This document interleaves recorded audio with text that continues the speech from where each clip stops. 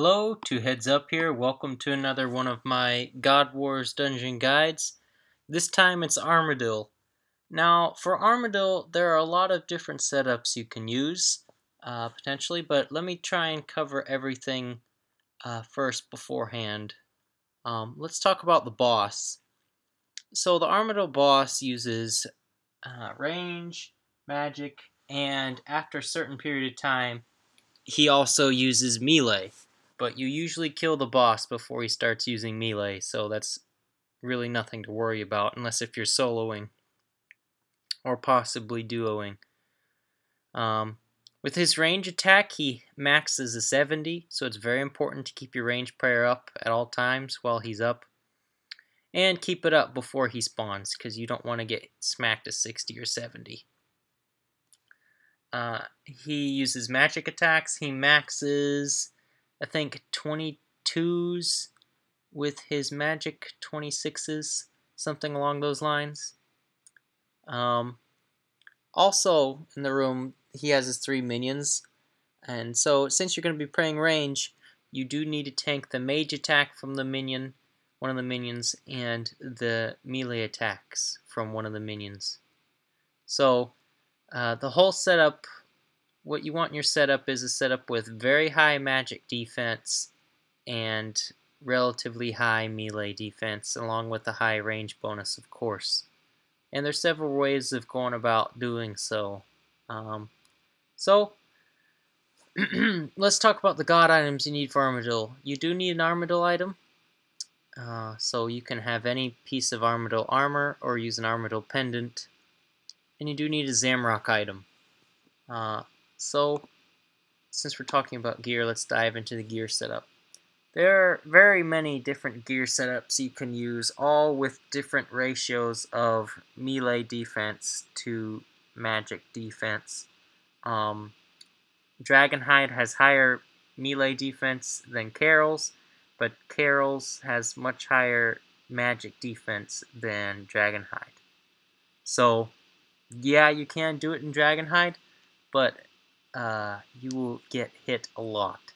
It's for Armadyl, I highly recommend at least Carol's to do Armadyl.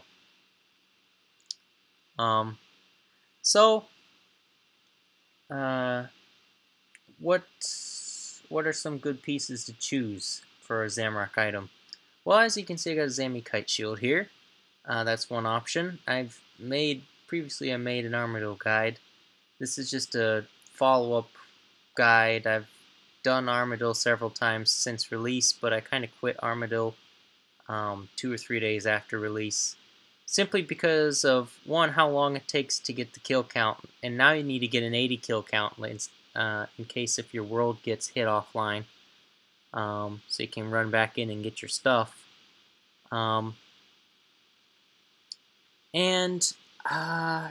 The kills are very slow, and I've just had rotten luck at Armadyl, so I've just stayed away from Armadyl because of that. What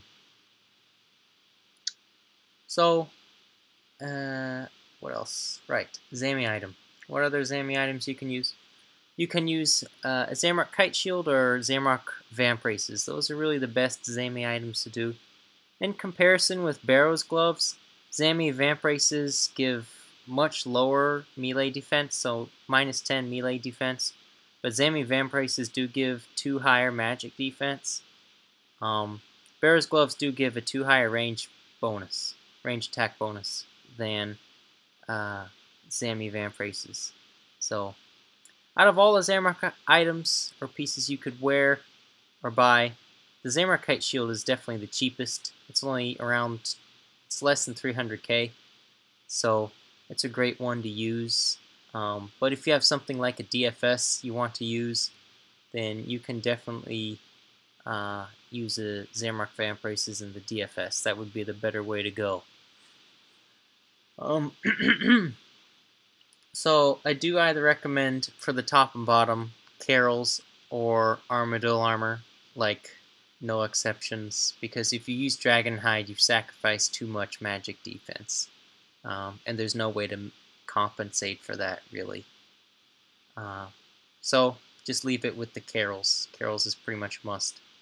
In terms of a helmet, a Varrock helmet is the best helmet really you can use. If you don't feel like risking or a Varrock helmet, if you can't afford one, good alternatives are a Nezi helm, and if you don't have a Nezi helm or can't use one, you can use a Zamrock coif, and that means you can take away the other Zami item.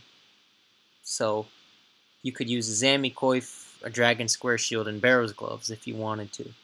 But keep in mind, you do sacrifice some prayer, and you do sacrifice a lot of melee defense to use a Zamrock coif.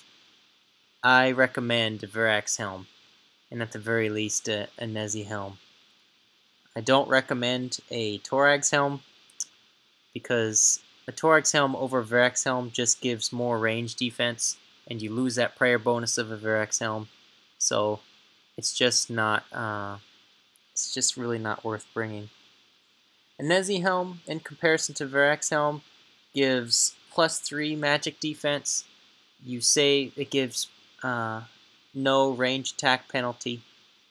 That's what it has over the Varrock's helm, but a Varrock's helm has +20 more melee defense, and that's why it's good to bring. Let's talk about the boots. There's several options for the boots. You can either use snakeskin or ranger boots. You can use dragon boots or bandos boots for the melee defense. Or you could use infinity boots or jester boots for the magic defense. Jester boots give +5 magic defense. It's the same exact as infinity boots.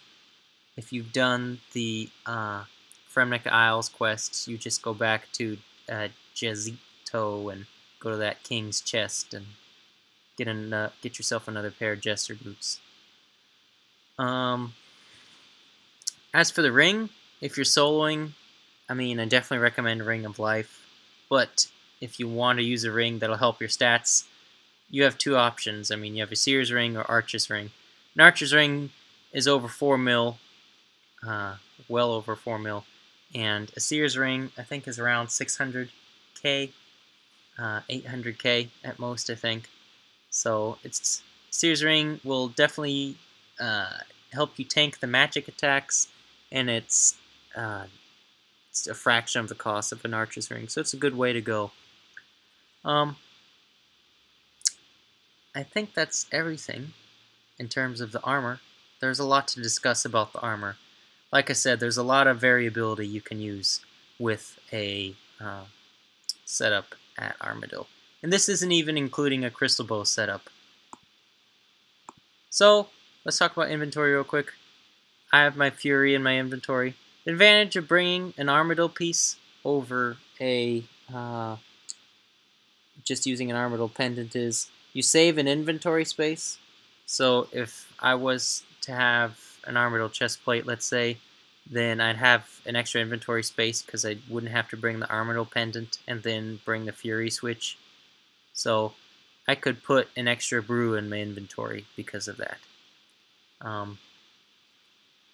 Bring diamond and ruby bolts. You want to use ruby bolts like up to 3/4 of Armadyl's max health. So once you get Armadyl past 3/4 health, then switch to diamond bolts. 1 range potion. Armadyl does drop range potions, so I just bring 1 for the kill count and 1 for the first several kills at Armadyl. You do take a lot of damage at Armadyl, so you'll probably drink an average of maybe 1 brew or 3 sips of brew a kill, maybe even more. You do get pounded at Armadyl, so that is if you're trioing, and it really just depends on all of your guys' range levels. The minimum range level I recommend and what I require for my clan to do Armadyl is 90 range. I also require 80 defense. I've got Bones to Peaches, very helpful at Armadyl. Tabs out, and I think this is 16 brews 7 superstores. So there's also a crystal bow set up, and I will show that to you briefly. So what's the advantage of going with a crystal bow over a crossbow? Well, a crystal bow will save you a ton of money over a crossbow. Oh crap. Oh no. Oh no. Well, I'll just do that in another video, guys. I'm really getting sick of these randoms when I'm trying to make videos. Thanks again for watching. I guess part 2 of this will be Armadyl with a crystal bow.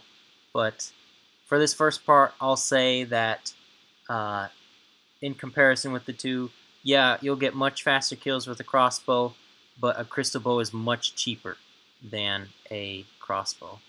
So that's really the difference between the two.